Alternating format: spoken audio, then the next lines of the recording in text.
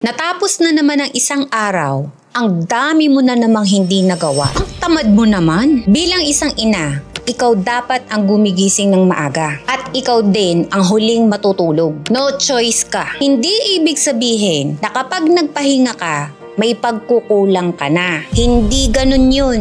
Ang pagiging nanay, hindi lang para sa gawaing bahay. May pagmamahal, sakripisyo, at walang katapusang pag-uunawa. Nakakalimutan mo rin na tao ka lang na napapagod. Magpahinga ka.